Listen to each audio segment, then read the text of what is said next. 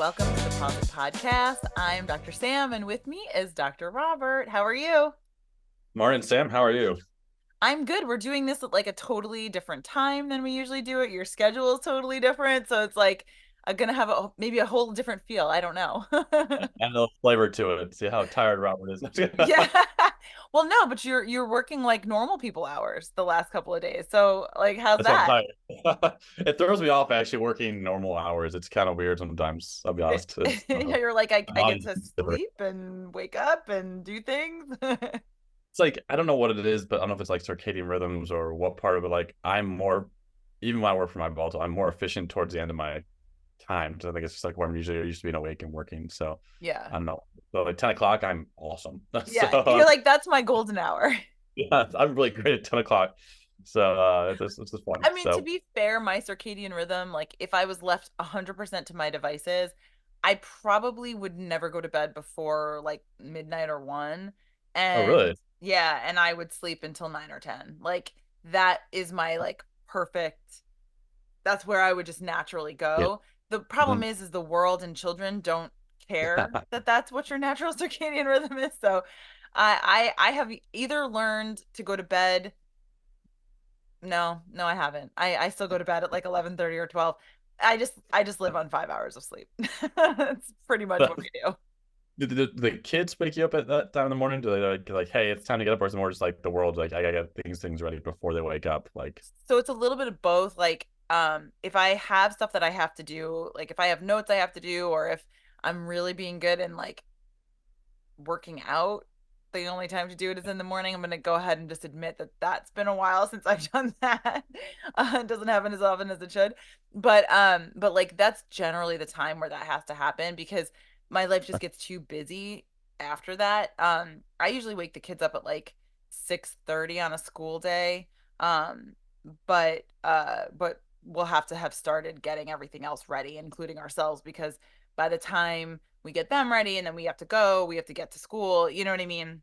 yeah, With timing of everything. And so and then Charlotte's really a morning person. Like she'll get up. She would get up, I think most times at like between 6 and 6:30, maybe even sometimes 5, and then I'm like, go back to sleep.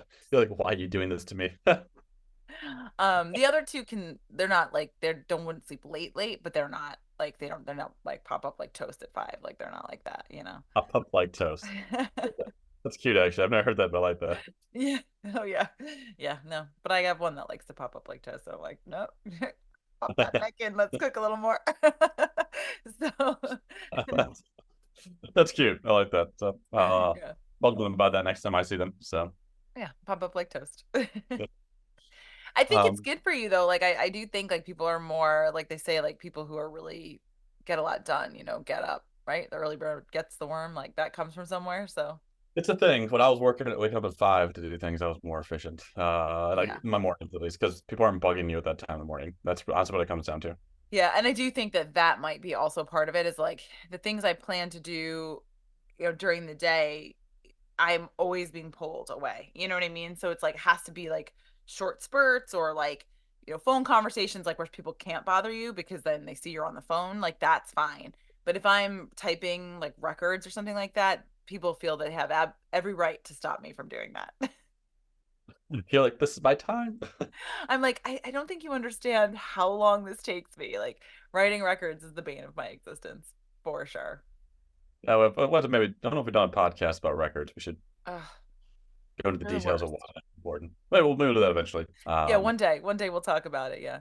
I think we've talked about our pet peeves, but like I think that was about like, pet peeves to do with like owners and things like Yeah, I was that. like, they look like I owners. think like veterinary pet peeves is like a totally different like the things about our jobs that are, you know, Maybe not as well not our favorite. detailed when we Yeah. first signed up for this. But I Um, don't think there's a job in the world that doesn't have those things, right? Like I mean, like every job has, hey, this is not my favorite part of my job. exactly. But one of my favorite part of my job is talking to you. Yay, and I like that too. I just, And we've got a good topic today, I think. It's one thing that deals with both cats and dogs. Um, and we're talking about arthritis. So osteoarthritis um, in our dogs and our cats. And I guess when you think about arthritis, so I can tell you just like briefly when I think about it, I generally think about it in like two different ways. So one is sort of like the general like osteoarthritis we expect with age. It's sort of idiopathic, like it just happens. We don't really know, I guess, why it happens, but just over time, the joints sort of start to progress to um, painful joints and things like that. Um, the other's like more of a traumatic sort of a like something's happened. Either we weren't built correctly, so either the joint wasn't put together right to begin with, chondrodystrophic dogs, like things like that, hip dysplasia, dogs that or elbow dysplasia, any of those things that are going to prepare, like just prepare them for osteoarthritis down the line, or an injury like a cruciate ligament tear or something like that, some sort of traumatic luxation, subluxation, any of those things. More of like a secondary process where we are like, okay, I know this is going to be a problem down the line. And then I usually think of osteoarthritis as like the first stage, but then like degenerative joint disease technically is like later on. I actually think they're interchangeable, truthfully, but that's how I always like when I'm writing I them was in gonna the ask, notes. I actually don't know if they're I thought they were interchangeable, but I'm not sure. No, I I think figured they are because when I was reading up a little bit, it's just how it's like made sense in my mind. And then it's been a long time since I was like, oh, let me look back and see like, is there an actual difference between these two things? And I don't actually think there is. I actually think they're exactly the same thing. I think they are, and it's just I don't know, one of those things where you do feel bad for your patients because we see them in probably different contexts, but a lot of times the same conversation, Yeah, and there's just kind of levels of how severe it is, and I think the ones that are definitely the worst ones are more the congenital or the ones that are born with or the ones that are trauma based because I think, like I said, there's normal wear and tear in your joints where the cartilage is just breaking down over time. That happens to us too, and right. both actually happen to us. But the dogs that have like the hip dysplasia since the age of 1, um, and they just have arthritis at such a young age, even those are the ones that are rough because Well, because those they have ones a don't. whole lifetime ahead of them, and at some level, like it's not a disease you can cure. And I think that's frustrating. It's more of a slow the progression sort of a situation. And when this thing started at 3 versus, you know, 10, then you're in a totally different sort of situation.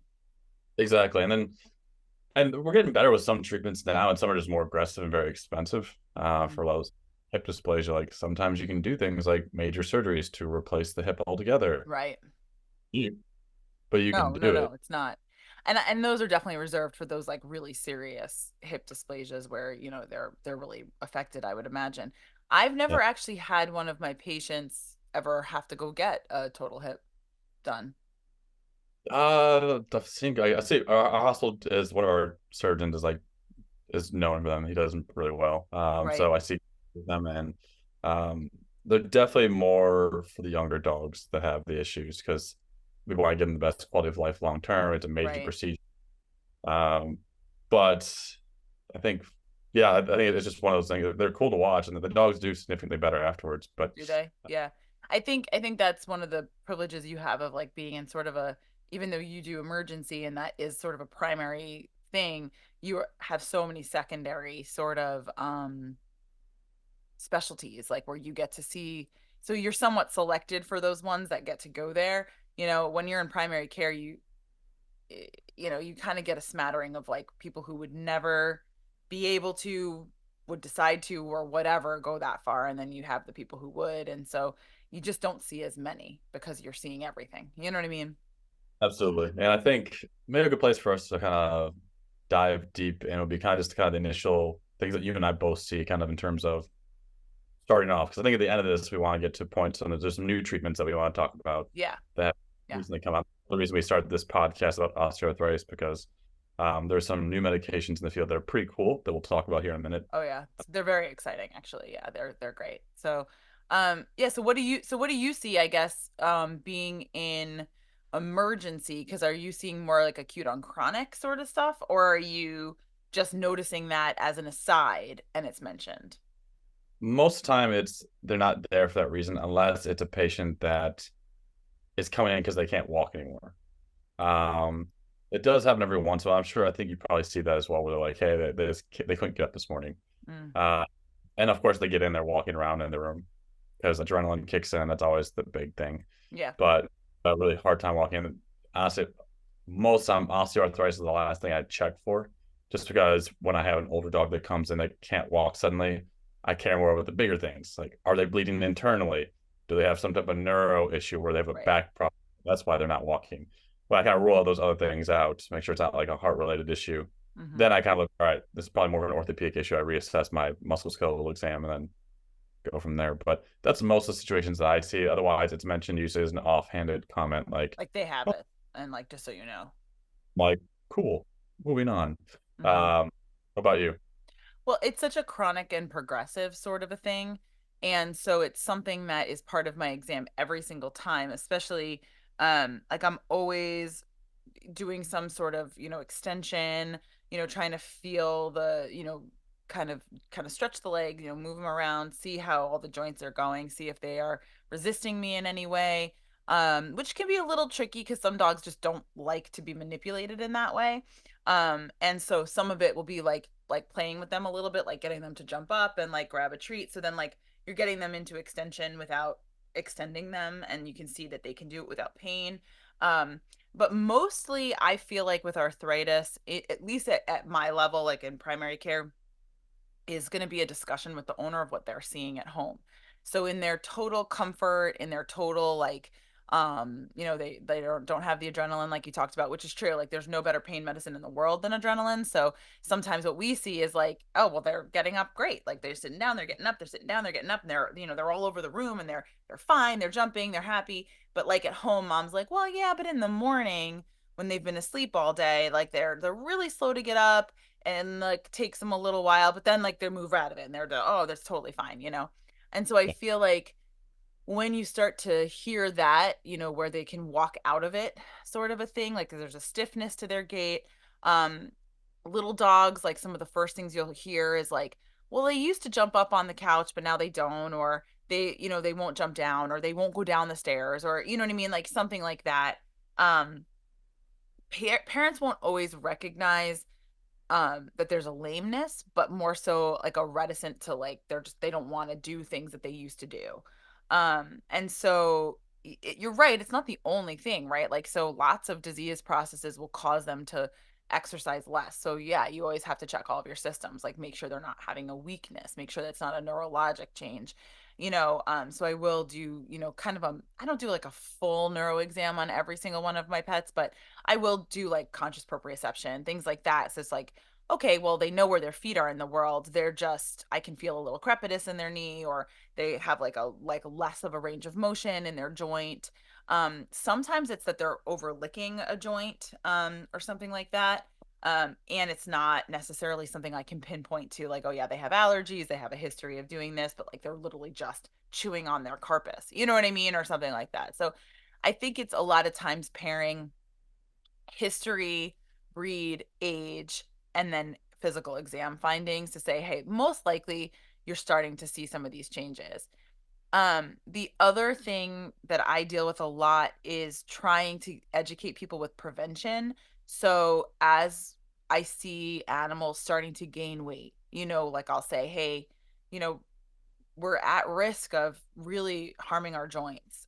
Not just that. I mean, obviously, there's other metabolic issues that go along with being heavy, but probably one of the most important things is joint health, because actually, like osteoarthritis is like the most common cause of pain in all of our domestic animals. It's like far and away the most common. So, um, and it's probably like in cats almost never recognized, because cats are very, like we've talked about this before. I think when we were talking about we've talked about pain in other podcasts, like cats are so good at hiding.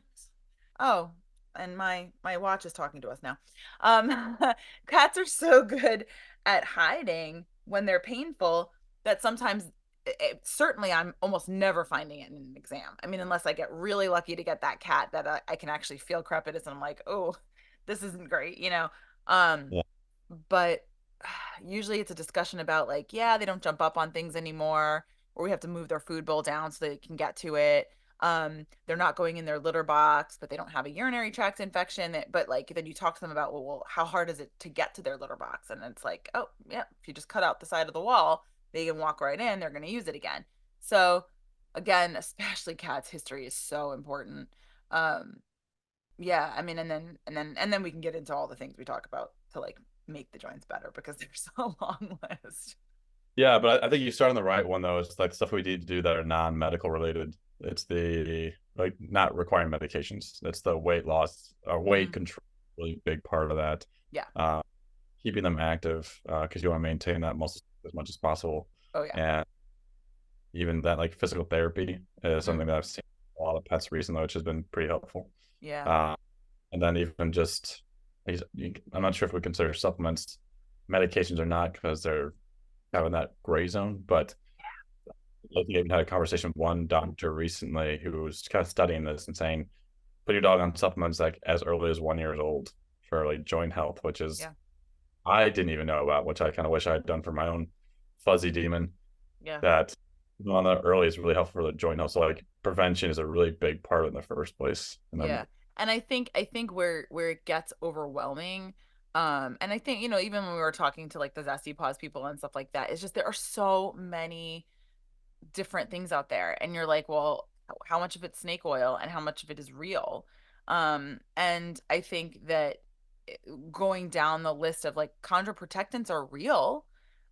They just don't, when you already have the damage and you're already seeing the changes, it's going to be a mild help. It's not going to be the same as putting them on like a pain medication. So it makes sense, just like we brush our teeth to keep tooth decay from coming.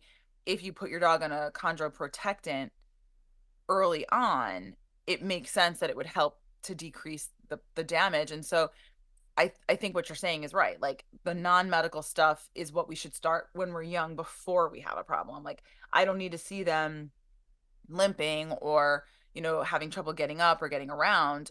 I need them to be exercised all the time, which is good cognitively too. I mean, it's good all around for the owner. It's good bonding for them. Just behaviorally, you're going to see less behavioral problems. But then you're right, like maintaining that muscle mass is enormously helpful.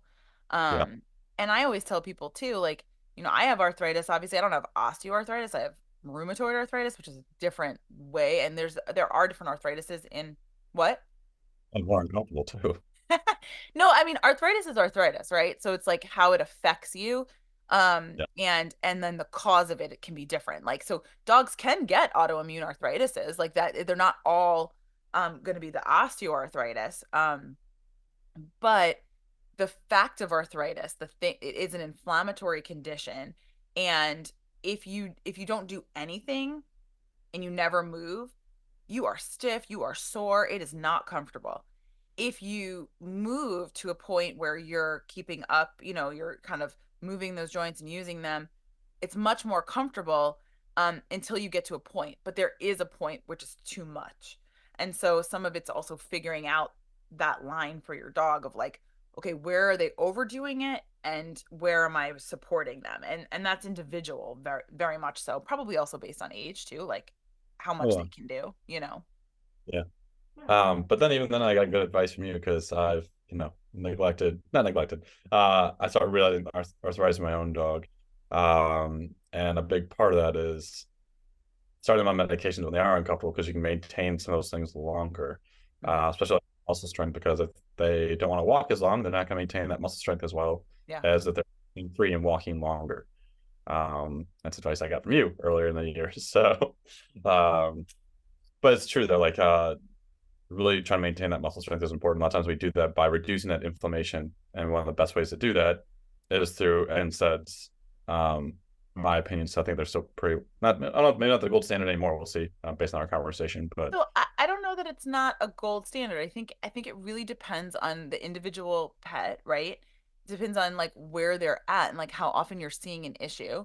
I think if you're maintaining their weight, so that's number one. Like there is no pill, there is no shot, there is no nothing that no anything. I don't know. There is, but there's nothing as good as maintaining proper body condition. I agree. And and I have more of a hard time with that conversation with some people than anything else, because they're like, oh well, you know, they love to eat, or they're stealing their brother's food, or well, we give them treats, and we, you know, it's like, okay, fine, give them treats, give them green beans. I don't care, give them green beans all day. But if they are fat, you will see such a difference. 5 pounds can make a difference. You know what I mean? And it is enormously, I can see it in those dogs where you're like, they've just been carrying around an extra 10 pounds Yeah. and they can't move properly. It changes their gait, it changes everything about their health. Yeah. And they've shown that, I think like there's a basically like an average of 2 years different in the lifespan of a dog if they are on the upper end of ideal. So we're not even talking about overweight. We're saying like a 6 of 9 versus a 4 or 5 of 9 in body condition terms.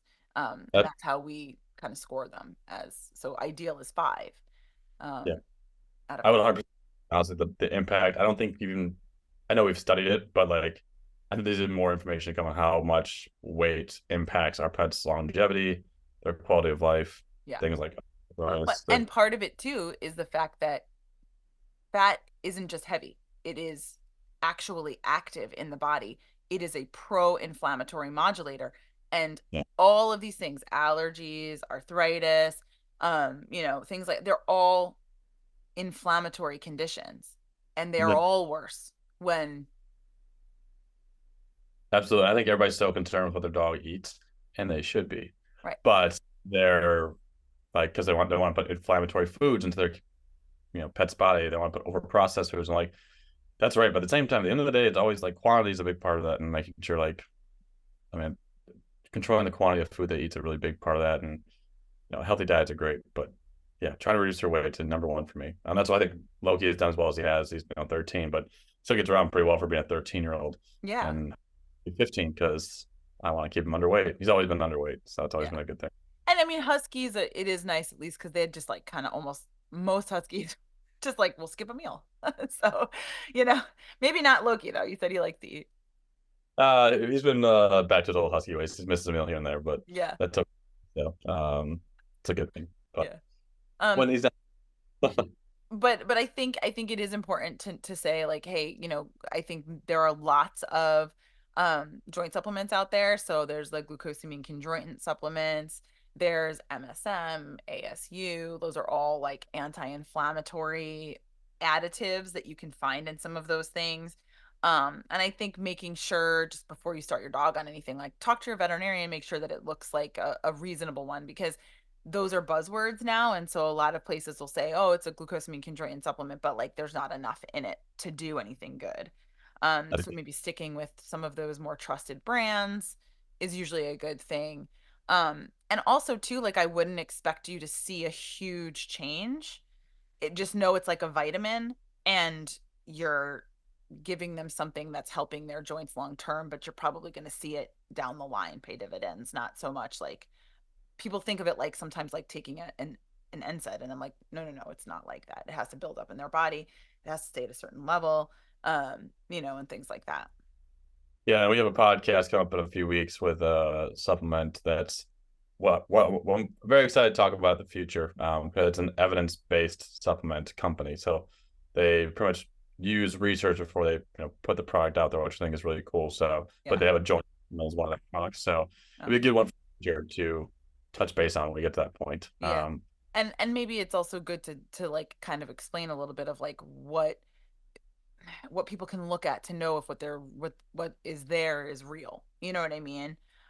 Because a little bit, it's hard to discern. There's so many things out there. I even get overwhelmed sometimes because I'm like, well, I mean, maybe that one's fine. I don't know, because I don't have the experience with it to say, hey, yeah, you know what? I've had 8 or 9 people or 100 people or whatever that have used it and been like, yeah, this has made a really big difference. And even something, you know, I hate to call out by name, but like Dasequin and stuff like that, Cosequin, like I have some people that are like, yeah, it's made such a difference, and other people are like, I don't see any difference. So remembering that not every dog is the same is also really, you know, important.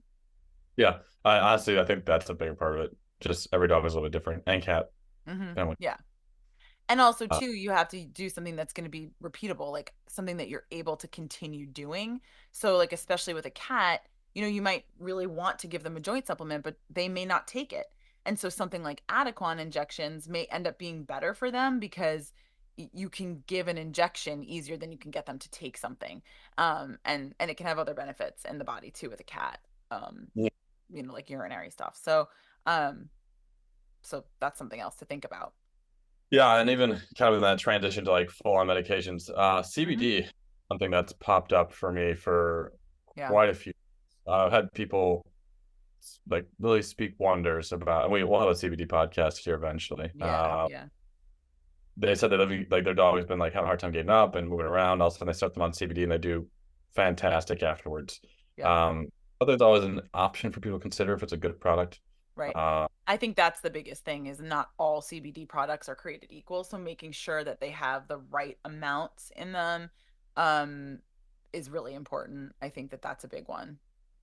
yeah, I think if you're looking at one that's kind of been blowing up the industry recently is Elvet. Hmm. Uh, just for anybody that's listening, like, hey, I'd like to try one. What's a good recommendation? Elvet seems like a pretty solid one, to be honest. Yeah. They made a lot of noise. They've got a lot of research behind their product. It's been used at several universities. And I Um, think one of the doctors behind it is like a pretty well-known surgeon, isn't it? Dr. Um, I'm EO once. She's a lovely woman. And honestly, it's been a long time, but I could be I wrong, so but I won't say it because I think, but I'm pretty sure it's one could be of the right. doctors that is like one of the textbook writers for a lot of the surgery. So I'll look before we talk about it again. I'll look into it, but I've heard the same thing. So I think that that's really important. So just making sure that you're like really looking into your thing. The other thing though is if you are doing CBD, make sure that you are telling your vet, your emergency vet, whoever, it is a medication. It does affect the liver and how it processes other medications. And it does affect anesthesia sometimes. So like it is real, and even some what are they? Anti for dogs with seizures. Um, it can affect the metabolism of some of those. So just make sure you understand that that actually like it is actually a drug, and even though it's a supplement, that can maybe have some interactions. So, anything that's going to potentiate or suppress another drug, you really should let your doctor know about it so that they are like fully aware.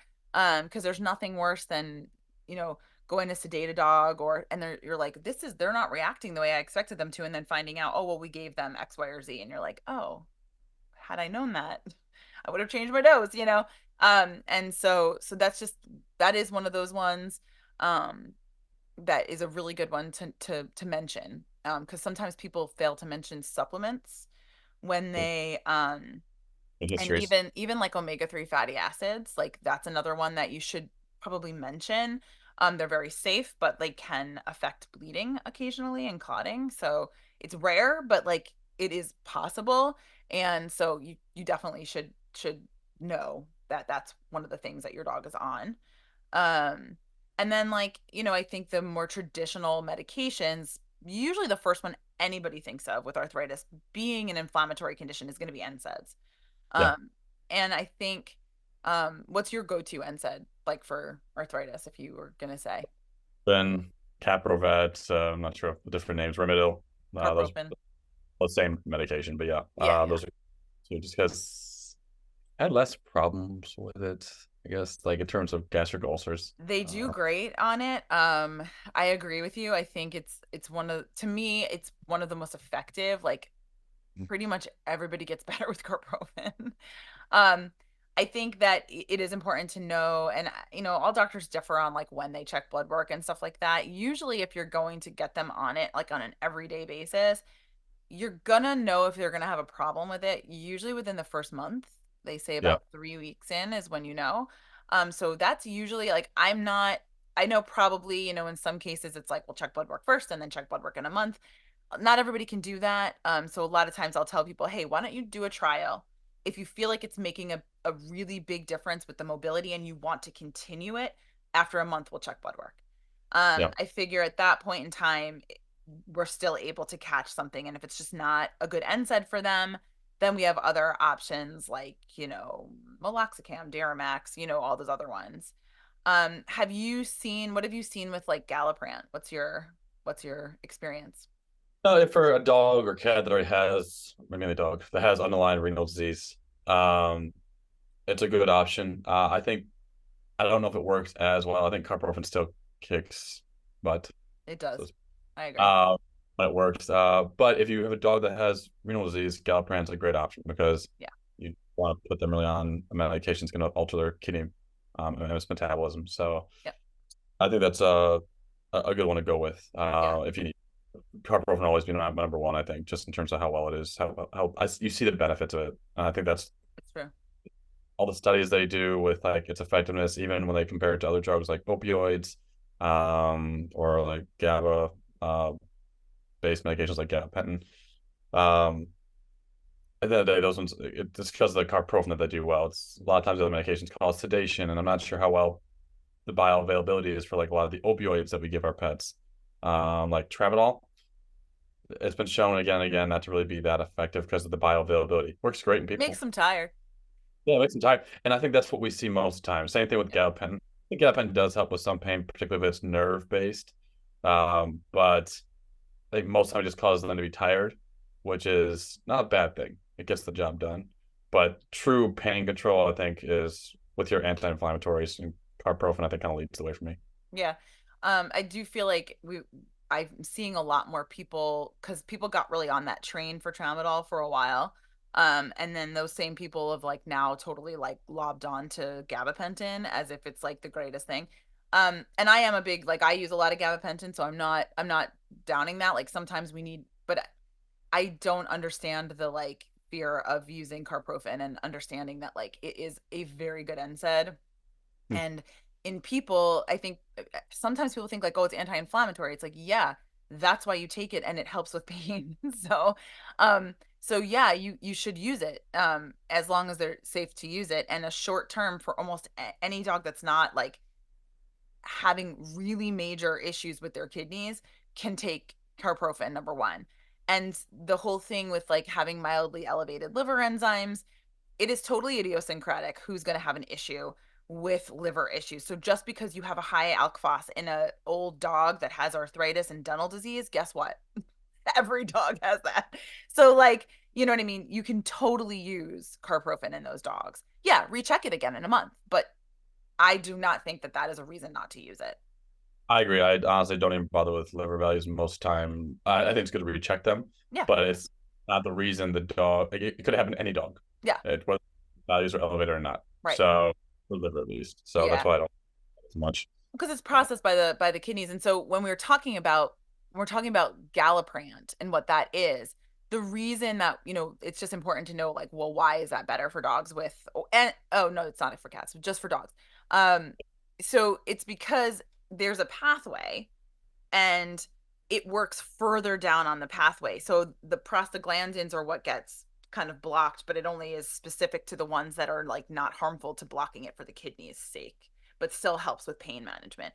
So, I mean, that without getting like too crazy, more technical than that, I mean, basically it's just a bit. So, um, either way, NSAIDs in dogs are more selective than human NSAIDs, which is why human NSAIDs are just a no for dogs. They're dogs are very very sensitive in a way that people are not. I mean, people you can mix pred and NSAIDs and all sorts of craziness, or you don't have to do a washout. I mean, it's insane. Yeah, But in dogs, no. And and things like aspirin are so not selective. So yeah, you can go into the store and you can find aspirin and it drives me nuts that that's available over the counter for dogs because it is so dangerous and I have had to treat GI bleeds because people were giving aspirin daily to their dog. yeah. It's Don't got do such a it. yeah, it's got such a narrow like safety range on it. Uh, I wish we could take those off the shelf. I know it sounds Don't understand why that is available but carprofen isn't. but honestly, I agree because carprofen. I'd rather have carprofen on the shelf where they don't ask me for it as opposed Me to too. aspirin. Yeah, Value. yeah, with like a very kind of lower dose range or something like that, so people couldn't make mistakes. But like I don't Exactly. know. Yeah, I don't understand why canine aspirin is even available, and I tell people all the time, just don't give your dog canine aspirin, please. Like I would rather they gave gabapentin or tramadol or something that they had like for themselves because honestly, probably not going to help that much, but at least it's not going to hurt them. it's safer, honestly. That's Yeah. my biggest wish we could. And it's funny though, right? Because for human medicine, we don't need to get blood work every time we need to take a Tylenol or an aspirin or whatever we need to take. Yeah. But for dogs, who usually historically you could argue that people don't spend as much money on, but they're like, oh yeah, we need to get full blood work and all this stuff before we do these things. It's like, Yeah. sometimes I think you can make some reasonable choices. I think there's ways to check it to be safe long term. And I also don't like require it. I just say, hey, it's a good idea to check this because there is the potential for there to be an issue. And we don't want to wait until they're PUPD before we're like, oh, maybe it's not good for their kidneys. You know what I mean? Um, but not everybody takes me up on it. And I'm telling you, I have dogs that live for years on carprofen, like years. So I don't think people should be afraid of using NSAIDs. I think they really have their place, and if they make them more comfortable and have a better quality of life, I think they're worth it. Um, I think it's interesting because if you read, where cats are concerned, in America, we are very like anti NSAIDs in cats. And truthfully, I really don't use them much in cats, except I use the one that's like Onsior, which is like labeled for cats. But really, it's only labeled for like 3 days here post surgical. And in Europe, they use it routinely for like 6 days at a time. So I kind of do that. Like after surgery, I'm like, if they need it, give it to them, especially like those cats with like full mouth, like stomatitis and like they need so many pain meds. So I am a little more liberal with that. But I mean, they use Medicam in cats for like at low doses for yeah, long periods of times in Europe and in Canada, I think. And yeah, like, but it's got like a black box warning in this country, so you got to be really careful using it. yeah. It's kind of funny because I actually had a one of my interns was from the UK. And one day they're like, "Oh, can I use meloxicam on this cat?" I was like, "Hell no!" I was like, "What are you doing?" And I was like, "No, you can't do that." And they're like, "It's safe." I was like, I actually had to look it up, and I was like, "It is. They use it. It's in plums, which is kind of like our Bible of Drugs. um drugs. Yeah, Yeah. it's a great resource. But yeah, I mentioned that. I was like, you're right. It is funny that there are some cultural differences, and Mm-hmm. there's but there's not a lot of the NSAIDs just aren't used as much in cats in general. There's not a lot of great long term. Well, there weren't a lot of great term options until more recently. Yeah. Yeah. And I Uh, think that that's where, because of some of the new medications that are out, which I think this is a great segue to talk into, um, I I think that I probably would have made the concession to say even in a cat with like stage one, stage two kidney disease, if they're really not getting around, then it's probably worth it to use NSAIDs sort of as needed. I definitely use a lot of gabapentin in cats because it really does seem to help them quite a bit. At least that's what the owners perceive.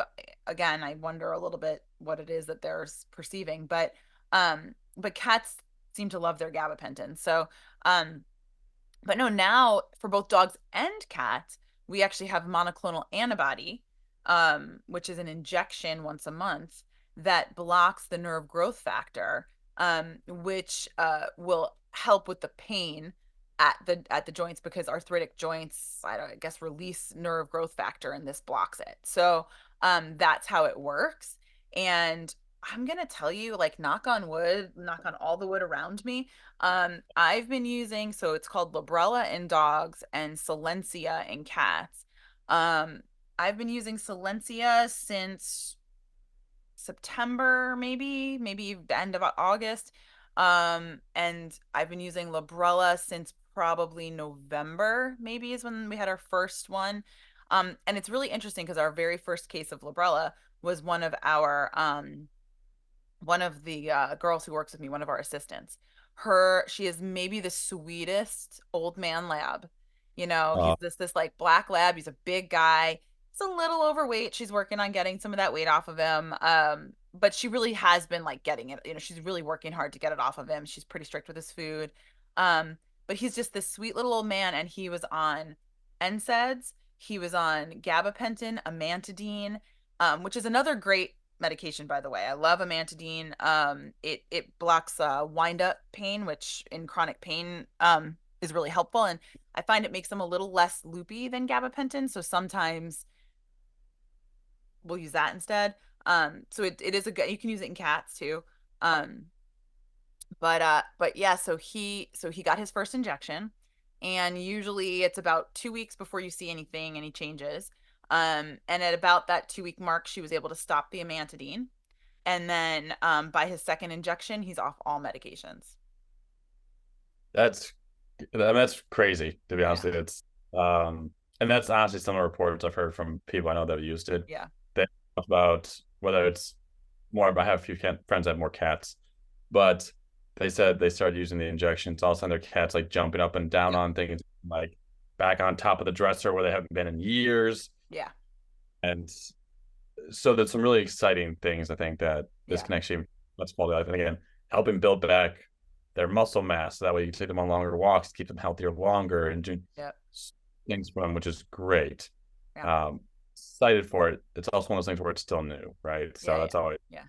what's And so, nerve and wracking. you also, it's hard, it's hard with anecdotal sort of stuff, right? Not to get really excited, but I'll be honest with you, um I had at least two other dogs that were going to be euthanized, and now they've come back for their second or third injection, which is pretty awesome. Um, That's amazing. That's literally why we do what we're doing. yeah, It's to, yeah. So I I think mean, and not to say that like, yeah, there's going to be dogs like they're going to have, there's some possible adverse effects. What I've heard, they can have like an increased BUN. Um, we haven't really been forcing people to do blood work, because most of the time, by the time they're doing the Librela injections, they're like, if he's walking, I don't really care what it's doing to his blood work. Um, and right, wrong, or indifferent. That's been what we've seen. So we haven't really looked. But maybe some question of like urinary tract infections, that I'm not really sure how that even like makes sense, but so far we haven't really seen any of the side effects yet. So, oh, knock on wood, because I really don't want to. I really like the Librela so far. well, I think you kind of hit the nail on the head a little bit too with they're getting better and the such vast improvement in their quality of life outweighs pretty much anything else at that point. Because like Yeah, our goal is to have a great quality of life, and mobility is such a huge part of that, it's huge, especially for us. especially for the big dogs. I Oh mean, yeah, if you can't pick them up and carry them around, so, and I think it's important for people to know, like, you are going to definitely see more things that are like, oh, my dog got this injection and then he couldn't walk, or like weird stuff like that, because, just because something happens around the same time as something else doesn't mean that that's what caused it.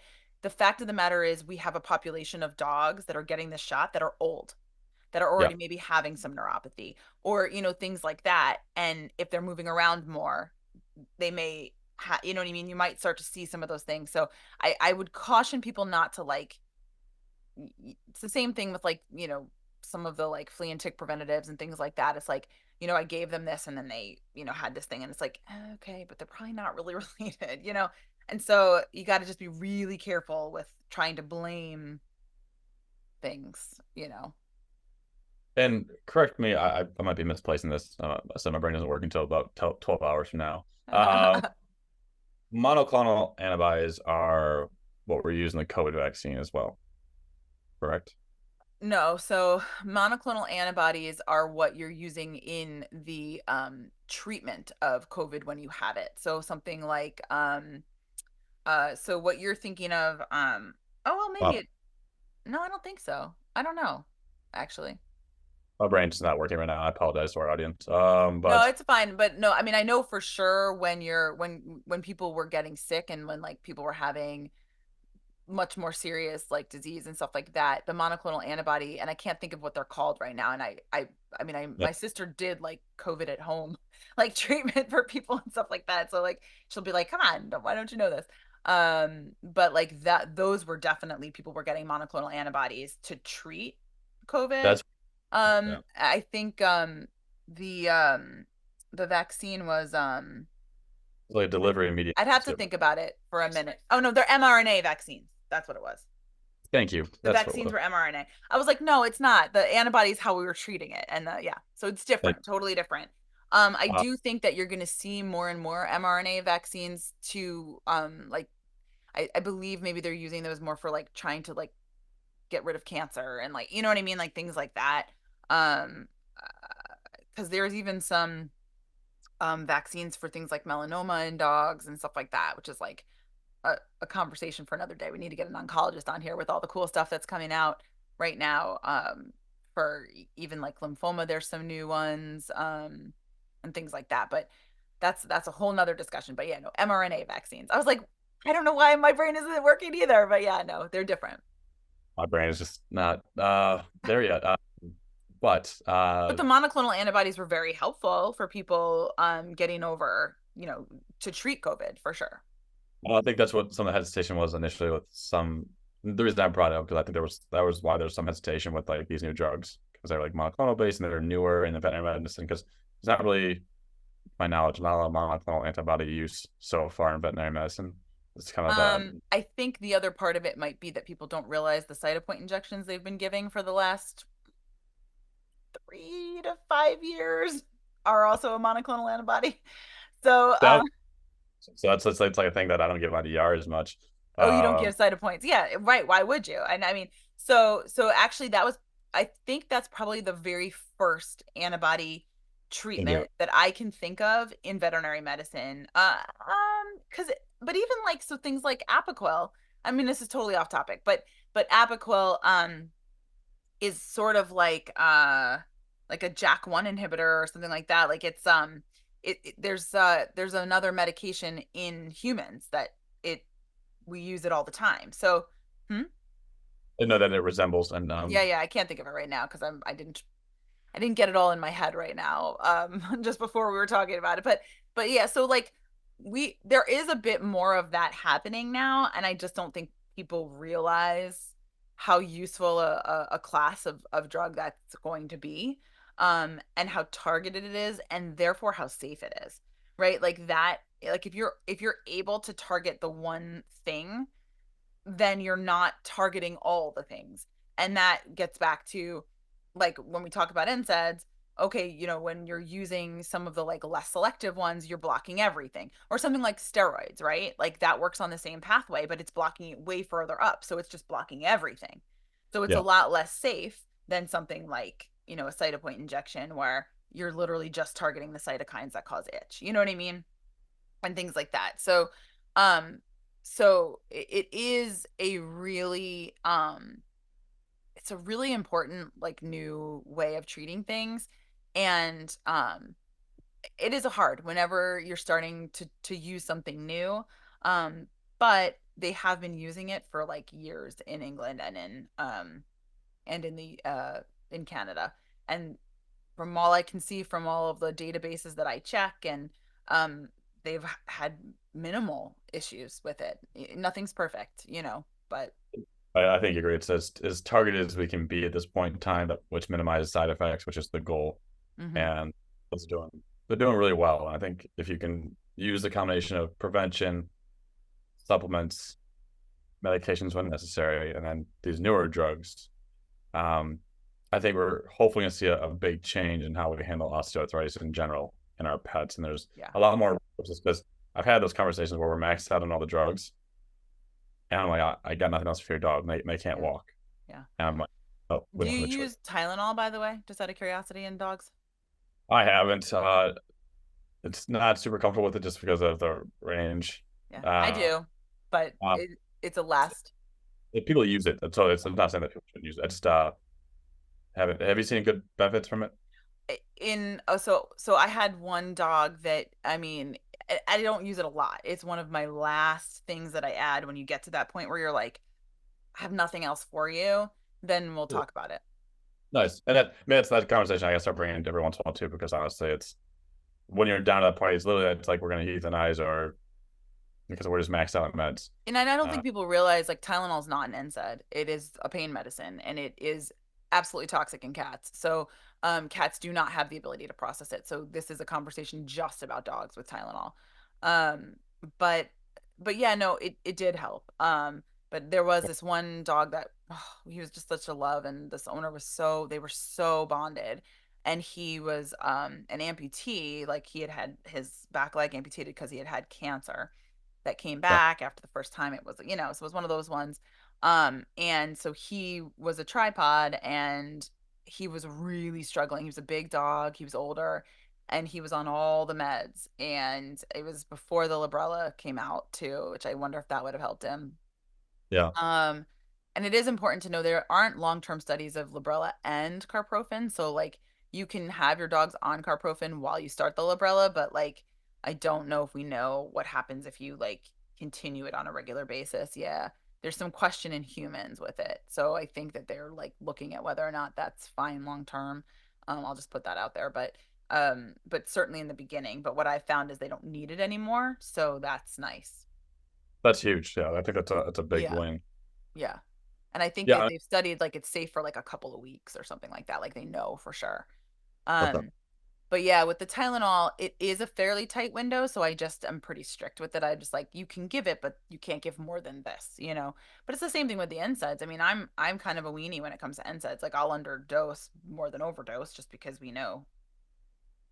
Yeah, I 100% because they essentially I wish they got to work on their tablet sizes, but yes, I agree. It is so annoying. Do you know how many times I do like, okay, so it's like give 1.25 of the hundreds, once a day instead of doing the twice a day because, yeah, because I don't want to give over a certain amount, but at the same time, I'm like, you're not get like if you're an 80 something pound dog, it's the worst dose. It's like weird sound like you son of a anyway. Yeah, So yeah, very or weird. like the 60-pound dog. It's like the ones that are like just 10 Just pounds over the dose size. You're like, no. Some of the little guys, I'll do like a quarter of a 75 milligram when they're like 30 something. You know what I mean? It's like, but yeah. So I do wish that they had a few more sizes somewhere in between that we could use, or maybe I just need to get over myself and not be so worried all the time. But that'll never happen. So yeah, you're good. I do the same thing. I always think like the math is always a pain. So but like I said, a lot of great options out there. I'm excited to see kind of where the field is moving and how we can help our pets with osteoarthritis. I think there's some yeah. cool changes that Yeah. So if you have a pet you think would benefit, I think there's never a downside to joint supplements. That's for sure. Start them young, get them on a good one, talk to your vet about what they think would be a good one for your dog's breed, for your dog's age. I don't really think anyone's going to discourage you from that. And then I think when it comes time, keep their weight off of them, keep them exercising. I did want to say one thing before we're done is that like we have a really good canine rehab facility near us and they're becoming more and more popular and they have like underwater treadmill, they have laser, they have acupuncture, they have like the TENS machines. I mean, they have like everything and they do such a good job that maybe we should have one of them on here at some point to talk about what they do. yeah. I think one of our upcoming podcast is with Dr. Well, I'll hold off her name until now, but she's an anesthesiologist and Oh she yeah, does that's right. She does that. Yeah, yeah, yeah. I think it's so great. It's such an important adjunct, and I think that dogs that have had like major surgery get over things a lot faster by going there. But then for some of those dogs, like we have some of our degenerative myelopathy dogs, keeping up their musculature that way in safe ways. yeah, And there's even some ways to like help them. You need to put down rugs or get those grips for their nails or things like that. Too, to help them from slipping. That's another thing to do. But if you have questions about your dog, always feel free to email us at podcast at mybalto.com. Podcast at mybalto.com. For some reason, I'm blanking on that every time I have to say it. And it's only been 2 years. I mean, I'll learn it at some point. Um, but yeah, make sure you talk to your vet and, the sooner you intervene, the longer you'll have your dog and the better they'll feel and the better they'll do. absolutely. So get on it. Well, thanks everybody for listening. This has been the Pause It Podcast. Once again, just me and you this time. It was super fun. I really enjoyed our weekly chat and yeah, have fun at work today. Thanks. Can't wait. Thanks everyone for listening.